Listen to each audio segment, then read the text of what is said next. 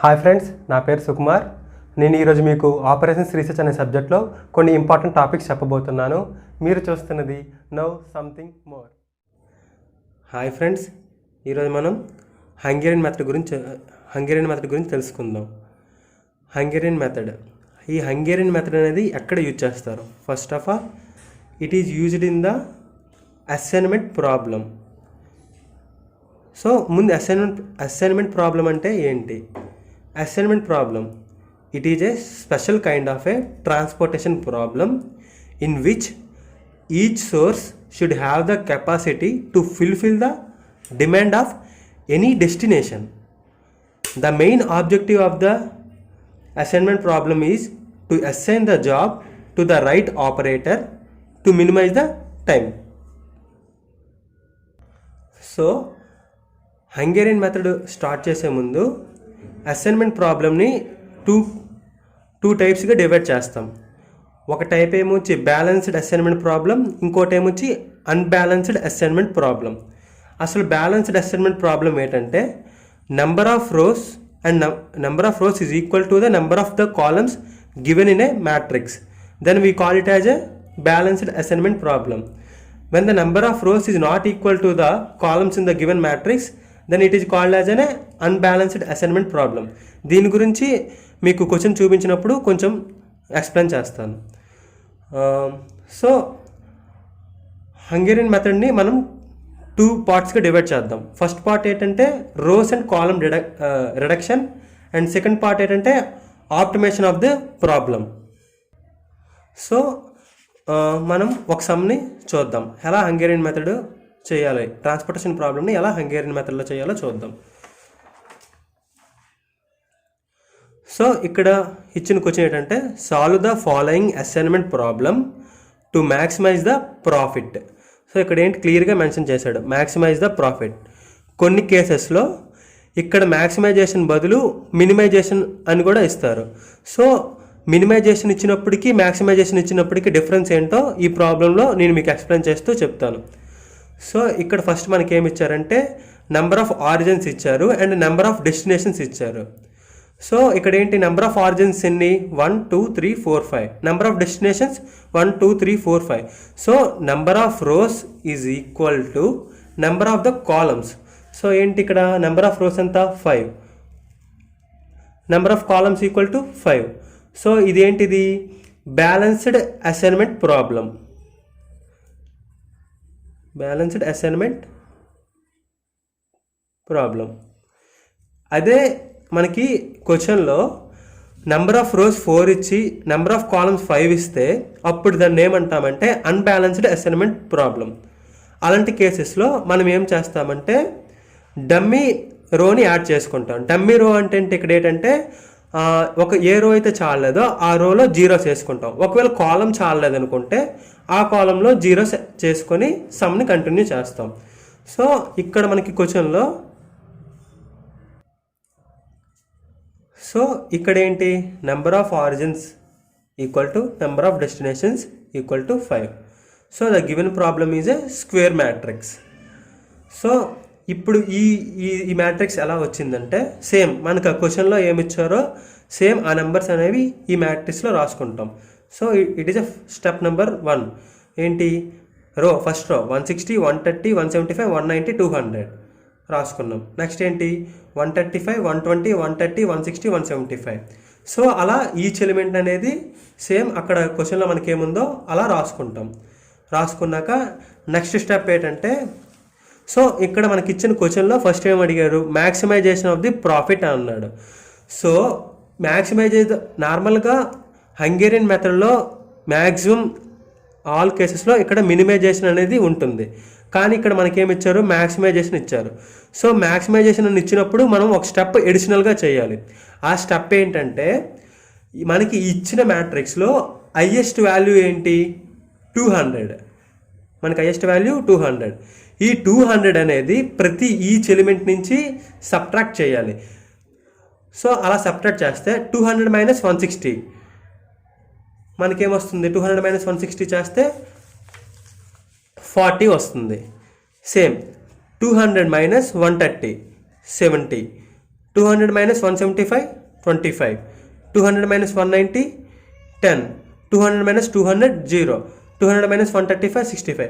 So అలా ప్రతి element ఈ 200 అనేది ప్రతి ఎలిమెంట్ నుంచి సబ్ట్రాక్ట్ చేసి మనము ఇంకో మ్యాట్రిక్స్ని ఫామ్ చేస్తున్నాం. ఆ మ్యాట్రిక్సే సెకండ్ మ్యాట్రిక్స్. ఈ మ్యాట్రిక్స్ ఏంటి? ఈ మ్యాట్రిక్స్ నుంచి ఇప్పుడు మనం హంగేరియన్ మెథడ్ అనేది స్టెప్స్ ఫాలో అవుతాం. ఇక్కడి నుంచి ఇలా ఎందుకు చేసామనేది మీకు ఆల్రెడీ చెప్పాను. సో ఫస్ట్ స్టెప్, సో ఇప్పుడు ఏంటంటే హంగేరియన్ మెథడ్లో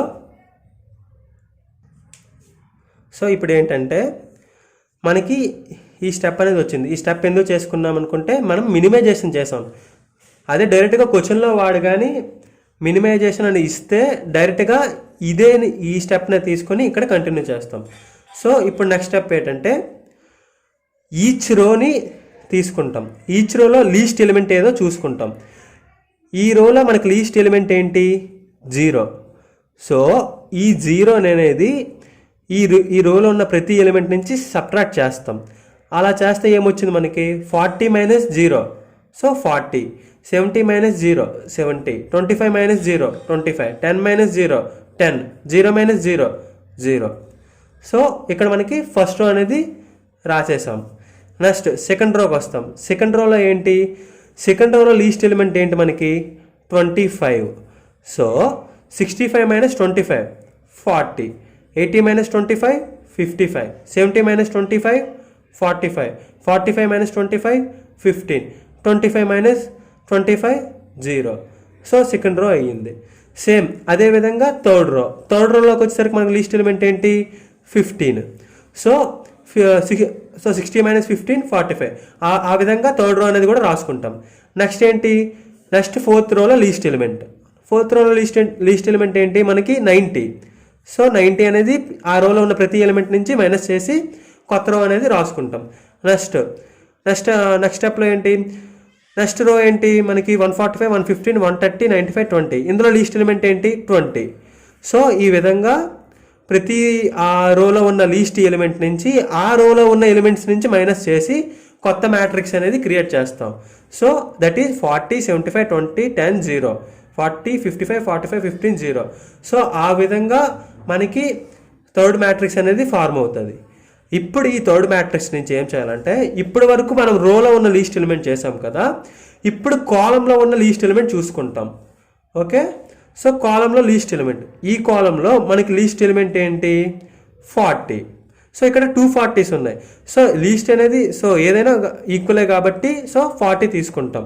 40 అనేది ఇక్కడ ఈ కాలంలో least element. So 40 minus 40 0, 40 minus 40 0.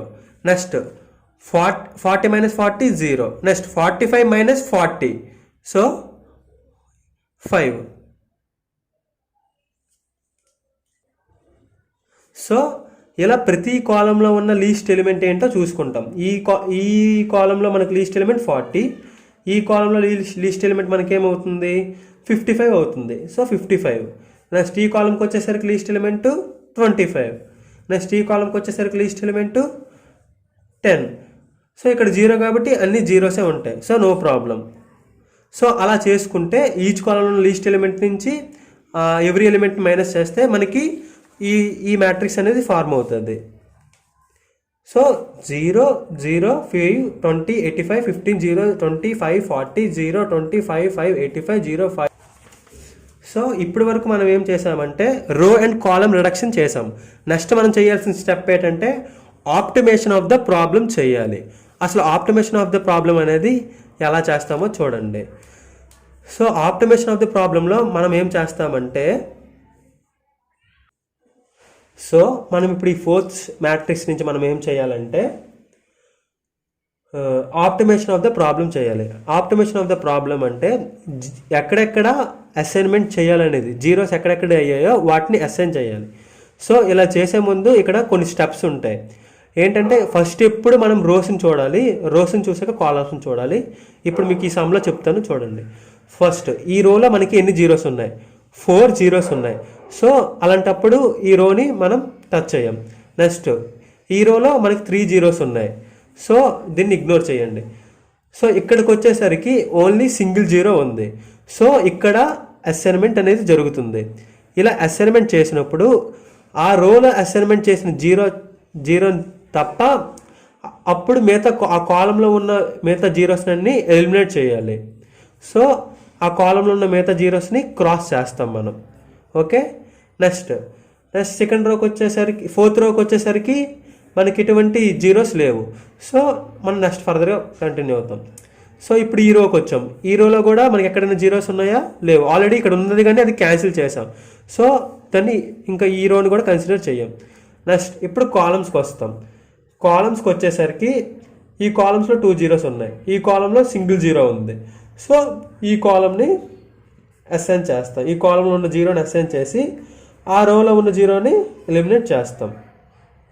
Okay friends, next ఇక్కడ ఈ కాలంలో ఇప్పుడు మళ్ళీ ఈ కాలం చూసుకుంటాం. సో ఇక్కడ జీరో అసైన్మెంట్ చేసాం మనం. చేసినప్పుడు ఈ కాలంలో జీరోని అసైన్మెంట్ చేసినప్పుడు ఈ రోని క్యాన్సిల్ అవుతుంది. అప్పుడు ఆబ్వియస్లీ ఏమవుతుంది, మనకి ఈ కాలంలో ఒక జీరో అనేది ఉంటుంది. సో ఈ జీరోని అసైన్మెంట్ చేస్తాం మనం. ఈ జీరోని అసైన్మెంట్ చేసినప్పుడు ఏమవుతుంది, ఆబ్వియస్లీ ఈ రోలో ఉన్న జీరోస్ అన్నీ క్యాన్సిల్ అవుతున్నాయి. సో ఈ విధంగా మనము జీరోస్ని అసైన్మెంట్ చేసుకుంటాం. ఇప్పుడు ఏం చేయాలంటే చెకింగ్ ప్రాసెస్ చేయాలి. సో చెకింగ్ చేస్తాం. ముందు చెకింగ్ ఎందుకు చేస్తాం? చెకింగ్ ప్రాసెస్ అంటే అసలు ఏంటంటే, మనకి ఎన్ని జీరోస్ అసైన్ అయ్యాయి? 3 జీరోస్ అసైన్మెంట్ అయ్యాయి. కానీ మనది ఎన్ని రావాలి? 5 రావాలి. 5కి మనకి ఎన్ని వచ్చాయి? 3 వచ్చాయి. సో ఆప్టిమమ్ సొల్యూషన్ అనేది మనకి ఇక్కడ రాదు. సో ఆప్టిమమ్ సొల్యూషన్ రావాలంటే చెకింగ్ ప్రాసెస్ చేయాలి. ఈ చెకింగ్ ప్రాసెస్ ఎలా చేస్తామంటే, ఫస్ట్ మనము రోస్లో ఎక్కడెక్కడ మనకి అసైన్మెంట్ జరగలేదో చెక్ చేసుకోవాలి. అలా చూసుకుంటే ఫస్ట్ రోలో అసైన్మెంట్ జరిగింది, సెకండ్ రోలో కూడా అసైన్మెంట్ జరిగింది, థర్డ్ రోలో కూడా అసైన్మెంట్ జరిగింది. మనకి ఫోర్త్ రోలో అసైన్మెంట్ అవ్వలేదు. సో ఇది చెకింగ్, ఈ రో అనేది చెక్ చేస్తాం. నెక్స్ట్ ఫిఫ్త్ రోలో కూడా మనకి అసైన్మెంట్ అయ్యిందా? అవ్వలేదు. సో ఈ రోను కూడా చెక్ చేస్తాం. ఇప్పుడు ఈ చెక్ చేసిన రోస్లో ఏవైనా క్రాస్డ్ జీరోస్ ఉన్నాయా? సో ఈ రోలో ఎక్కడ చూస్తే ఈ రోలో ఇక్కడ ఒక క్రాస్డ్ జీరో ఉంది, ఇక్కడ ఒక క్రాస్డ్ జీరో ఉంది. సో ఈ క్రాస్డ్ జీరోలో ఆ క్రాస్డ్ జీరోస్ ఉన్న కాలమ్స్లో ఏదైనా అసైన్మెంట్ అయ్యి ఉందా? అసైన్మెంట్ అయ్యింది. ఏంటి? ఈ జీరో అసైన్మెంట్ అయ్యింది. సో ఈ కాలం చెక్ చేసి ఎక్కడైతే అసైన్మెంట్ జరిగిందో అక్కడ మనం ఏమొచ్చి చెక్ చేస్తాం. ఇది అర్థమైంది కదా ఫ్రెండ్స్? సో చెకింగ్ అయిపోయాక మనం చేయాల్సిన నెక్స్ట్ స్టెప్ ఏంటంటే, ఏ రోస్కి అయితే చెక్ చేసామో వాటికి లైన్స్ గీయకూడదు. చెక్ చేయని రోస్కి లైన్ గీయాలి, డాటెడ్ లైన్ గీయాలి ఫ్రెండ్స్. సో ఇక్కడ మనకి first row and second row unchecked rows. So ఈ 2 రోస్కి లైన్స్ గీస్తాం. నెక్స్ట్ కాలమ్స్కి వచ్చేసరికి ఏవైతే చెక్ చేసామో వాటికి మాత్రమే డాటెడ్ లైన్ గీయాలి. సో ఈ స్టెప్ అయ్యాక మనం నెక్స్ట్ చేయాల్సిన పార్ట్ ఏంటంటే, మనకి ఈ డాటెడ్ లైన్స్ లేని ఉన్న ఎలిమెంట్స్లో లీస్ట్ ఎలిమెంట్ ఏంటనేది తీసుకోవాలి. సో మనకి ఈ మిగతా ఎలిమెంట్స్లో ఉన్న లీస్ట్ ఎలిమెంట్ ఏంటంటే 5. సో 5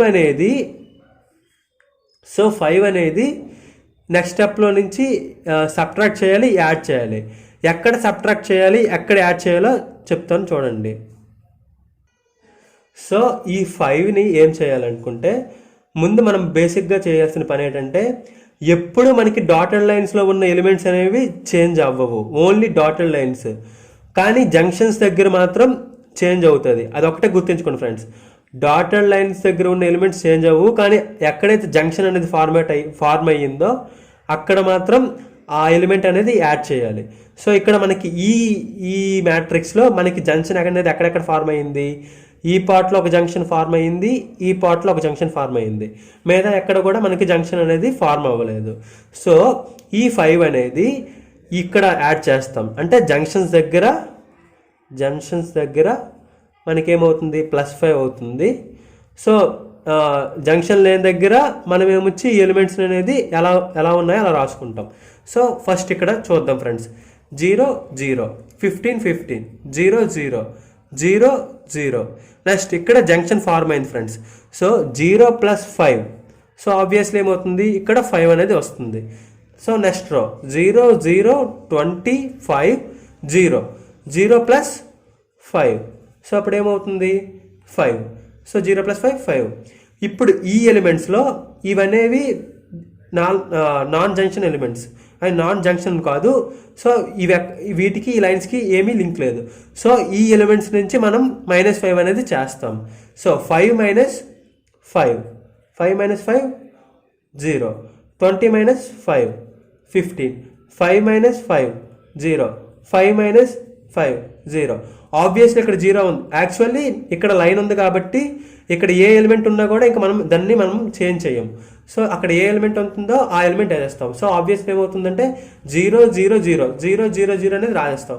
ఇప్పుడు నెక్స్ట్ రోకి వస్తాం. నెక్స్ట్ రోకి ఏంటి 20 - 5 15 5 5 - 5 0 5 - 5 0 10 - 5 5. నెక్స్ట్ 85 - 5. సో వీటన్నిటికీ -5 అనేవి అవుతూ ఉంటుంది. సో అలా చేసుకుంటే 80 35 80 60 0. సో ఇప్పుడు మళ్ళీ మనం ఇక్కడ నెక్స్ట్ స్టెప్ ఏం చేస్తాము, అసైన్మెంట్ చేస్తాము. అసైన్మెంట్కి వచ్చేసరికి చూడండి ఫ్రెండ్స్, ఫస్ట్ రోస్ వైజ్ చూస్తాం. రోస్లో 3 rows, ఇక్కడ 2 zeros, రోస్లో 3 zeros ఉన్నాయి. సో ఇక్కడ అసైన్మెంట్ చేయలేం. 2 zeros, ఇక్కడ 4 zeros, ఇక్కడ 2 zeros. ఇక్కడ ఈ రోలో మాత్రం సింగిల్ 0 ఉంది ఫ్రెండ్స్. సో దీన్ని అసైన్మెంట్ చేస్తే ఆబ్వియస్లీ ఈ కాలంలో ఉన్న జీరోస్ అనేవి ఎలిమినేట్ అవుతాయి. సో నెక్స్ట్ మళ్ళీ రోస్ చూద్దాం friends. 3 zeros 2 zeros 3 zeros 2 zeros. So అయ్యే ఛాన్స్ లేదు. ఇప్పుడు కాలం wise 3 zeros 2 zeros 3 zeros 2 zeros. So ఇలా ఉన్నప్పుడు ఏం చేసుకుంటామంటే మన ఇష్టం, మనం ఏదైనా తీసుకోవచ్చు. ఇప్పుడు ఈ రోలో 3 zeros ఉన్నప్పుడు ఆబ్వియస్లీ ఫస్ట్ జీరోకి మనం అసైన్మెంట్ చేస్తే అప్పుడు ఆటోమేటిక్గా ఏమవుతుంది, రోలో ఉన్న కాలమ్స్ అనేవి ఎలిమినేట్ అవుతాయి. ఆ రోలో ఉన్న కాలమ్స్లో ఉన్న జీరోస్ని ఎలిమినేట్ చేస్తాము. అదే రోలో ఉన్న జీరోస్ని కూడా ఎలిమినేట్ చేయాలి ఫ్రెండ్స్. ఇప్పుడు నెక్స్ట్ అప్పుడు ఆబ్వియస్లీ ఏమవుతుంది, ఈ రోలో సింగిల్ 0 ఉంటుంది. సో దాన్ని అసైన్మెంట్ చేస్తాం. అసైన్మెంట్ చేయనప్పుడు ఆబ్వియస్లీ ఈ రోలు చూసుకొని అసైన్మెంట్ అయినప్పుడు ఆ కాలంలో ఉన్న జీరోని ఎలిమినేట్ చేస్తాం. నెక్స్ట్ థర్డ్ రోకి వచ్చేసరికి 2 zeros ఉన్నాయి ఫ్రెండ్స్. సో మనము ఇప్పుడు ఏం డిసైడ్ చేయలేం. ఇక్కడికి వచ్చేసరికి ఓన్లీ జీరోస్ ఉన్నాయి ఫ్రెండ్స్, బట్ క్యాన్సిల్ అయింది. ఇప్పుడు ఓన్లీ సింగిల్ 0 ఉంది. సో ఇక్కడ అసైన్మెంట్ జరుగుతుంది. ఇక్కడ అసైన్మెంట్ జరిగినప్పుడు అప్పుడు ఆబ్వియస్లీ ఏమవుతుంది, ఆ కాలంలో ఉన్న 0 ఎలిమినేట్ చేయాలి. సో దీన్ని ఎలిమినేట్ చేసాం. అప్పుడు ఇక్కడికి వచ్చేసరికి ఇంకేముంది, ఓన్లీ 1 0 ఉంది. దీన్ని అసైన్మెంట్ చేస్తున్నాం. సో మనకి ఇప్పుడు ఎన్ని వచ్చాయి, 1 2 3 4 5. So number of assignments = 5 and number of so మన number of destinations that is = 5 and number of origins = 5. So ఇక్కడ సింపుల్గా ఏం చెప్పాలంటే మనది 5/5 మ్యాట్రిక్స్ కాబట్టి సో 5 అసైన్మెంట్స్ = 5 అవుతుంది. సో ఇక్కడ మనకు సొల్యూషన్ ఏమవుతుంది, ఆప్టిమమ్ ఫీజిబుల్ సొల్యూషన్ అనేది ఫార్మ్ అవుతుంది.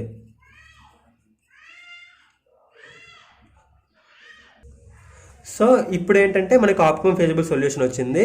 ఇప్పుడు మళ్ళీ మనకి క్వశ్చన్లో ఏ వాల్యూస్ ఇచ్చారో అవి తీసుకుందాం friends. So optimum assignment M1 to J1. ఇది M1 to J1 ఎలా చెప్తున్నానంటే ఇది J1 ఫ్రెండ్స్, ఇది M1. సో ఇక్కడ ఇలా చూసుకుంటే M1 to J1, J2 J3 J4 J5 M2 M3 M4 M5.